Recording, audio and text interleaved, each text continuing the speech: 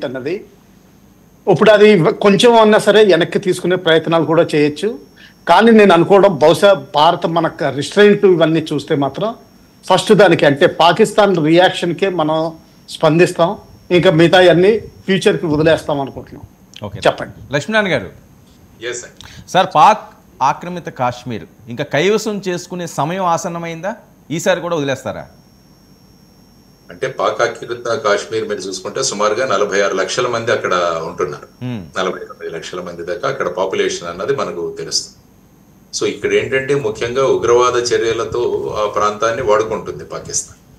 ఆ తర్వాత మీరు చూసుకుంటే పాక్ ఆక్యుపైడ్ కాశ్మీర్ లో ముఖ్యంగా గిల్గిట్ బల్టిస్తాన్ కానీ ఆ ప్రాంతంలో ఉన్న యువతరం అంతా కూడా పాకిస్తాన్ కు అగేన్స్ట్ గా అనేక చర్యలు వాళ్ళు తీసుకున్నారు. ఎందుకంటే ఆ ప్రాంతం కేవలం ఉగ్రవాద ప్రాంతంగానే అభివృద్ధి చేస్తూ ఆ ప్రాంతంలో ఉన్న యువతరానికి ఎటువంటి ఉద్యోగాలు కానీ ఉపాధి కానీ ఇలాంటి కల్పించట్లేదు. కాబట్టి అక్కడ వాళ్ళు సుమారుగా ఒక 5 లక్షల మందితో ఒక మీటింగ్ జరిగింది మధ్య రీసెంట్ గా.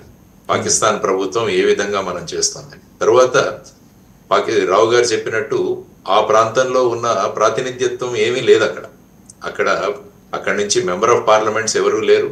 ఆ తర్వాత వచ్చేసి అక్కడ ఉన్న అసెంబ్లీలు కూడా ఏంటంటే అవన్నీ కూడా ఐఎస్ఐ నడుపుతుంటుంది. సో ఈ విధంగా ప్రజాస్వామ్యానికి కూడా ఒక పెద్ద గొడ్డలిపెట్టు.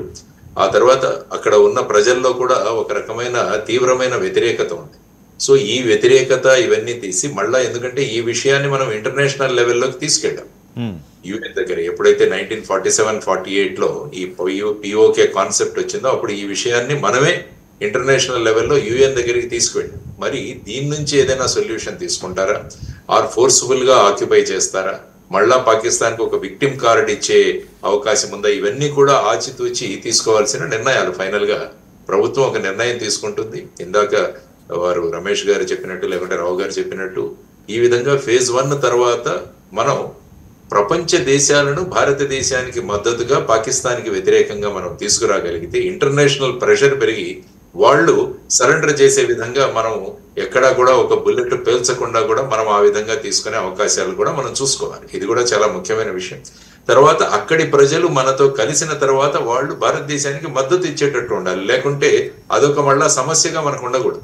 లేకుంటే మన వనరులు ఇవన్నీ కూడా అక్కడ పెట్టేసి మనము ఎకనామిక్ స్టేట్ లో మనం పెడుతున్న చర్యలో ఇది మళ్ళా మనకు ఒక బాటిల్ నెక్ కాకూడదు. లేకుంటే మన రిసోర్సెస్ అన్ని అక్కడ పెట్టి వాళ్ళ మద్దతు లేకుండా బలవంతంగా తీసుకుని వస్తే ఏమవుతుందంటే, అందుకనే వాళ్ళ యొక్క యాక్సెప్టెన్స్ తో మనం కనుక తీసుకోగలిగితే అది భారతదేశ ప్రగతికి కూడా బాగా ఉపయోగపడుతుంది అన్నది నా అభిప్రాయం. ఇప్పుడున్న సిచ్యువేషన్ లో సాధ్యమా అండి? డెఫినెట్ గా. ఎందుకంటే ప్రతి ప్రాంతం కోరుకుంటున్నది ఏంటంటే ఆర్థిక స్వావలంబన అన్నది చాలా ముఖ్యం. ఎన్ని రోజులు టెర్రరిజము వీటితో ఫీడ్ చేయగలం మనం జనాల్ని? చెప్పండి. వాళ్ళకి కావాల్సింది ఉద్యోగాలు, వాళ్ళ యొక్క సాధికారత, ఇవన్నీ ఇవ్వగలిగితే ఎవరైనా కూడా మనతో ముందుకు వస్తారు. కాబట్టి ఆ విధమైన వాతావరణాన్ని వాళ్ళలో క్రియేట్ చేయాలి. They can't feed terrorism through out. అంటే కేవలం ఉగ్రవాదాన్ని వాళ్ళు ఆహారంగా ఫీడ్ గా ఇవ్వలేరు.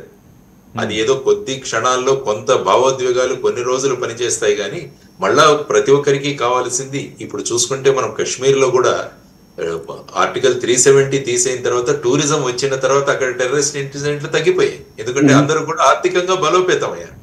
యువతరానికి కూడా అక్కడ ఉద్యోగాలు రావడం మొదలుపెట్టాయి. ఈ తర్వాత వాళ్ళు టూరిజం ద్వారా సంపాదించుకుంటున్నారు. కాబట్టి ఎప్పుడైతే మనం ఆర్థికంగా బలోపేతం అవుతామో అప్పుడు ఇటువంటి చర్యలకు వెళ్ళాం. ఎప్పుడైతే ఆర్థికంగా బలోపేతంగా ఉండమో అప్పుడు ఇటువంటి భావాలు ఏవైతే ఉంటాయో వాటికి ఆకర్షితులు అవుతారు యువతరం. ఈ విధంగా టెర్రరిస్టులుగా మారడానికి అవకాశం ఉంది. కాబట్టి ఈ పరిస్థితులను బేరీజు వేసుకుంటూ భారతదేశం ముందుకు వెళ్ళాలన్నది that is my way of looking at things. Right. MG Rao garu, ఏ రకంగా ముందుకు అడుగులు వేయాల్సిన అవసరం ఉంది?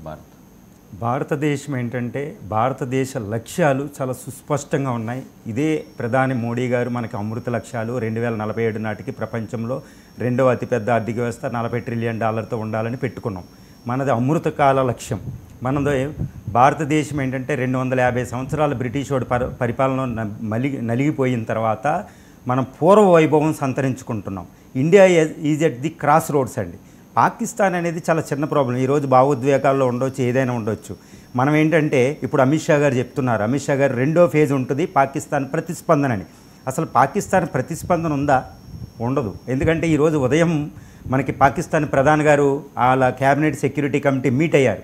మీట్ అయ్యి మేము కోరుకున్న ప్రాంతంలో కోరుకున్న విధంగా మేము ప్రతిస్పందిస్తామని చెప్పారు. ఇప్పుడు జేడీ సార్ చెప్పినట్టు వాళ్ళు ప్రతిస్పందన ఎవరి కోసం? ప్రజలు భీతిల్లిపోతున్నారు. పాకిస్తాన్ 25 కోట్ల మంది ఈరోజు బేతావహులు అయిపోయారు. ఆర్మీ చల్లాచెదురైపోయింది. టెర్రరిస్టులు హఫీజ్ సయ్యద్ వీళ్ళు చనిపోకపోయినా మరణంతో సమానమైనది ఇచ్చారు. ఎందుకంటే ఇప్పుడు బయటకు వస్తే కొట్టేసేలా ఉన్నారు. సో ఇది పరిస్థితి.